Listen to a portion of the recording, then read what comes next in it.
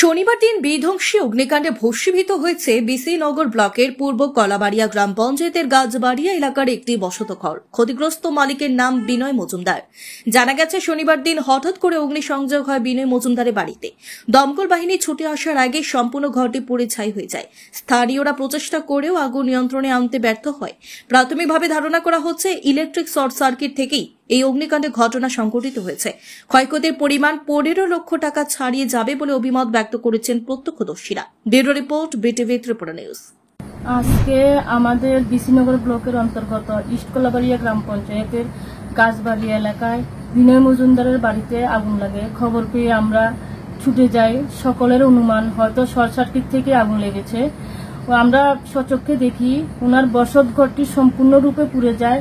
উনি ঘর থেকে কিছুই বার করতে পারেননি। মূল্যবান রাবার সহ অন্যান্য সামগ্রী সম্পূর্ণ নষ্ট হয়ে যায়। ওনার কথা মতন ওনাদের ঘরে ক্যাশ 4 লক্ষ টাকা ছিল।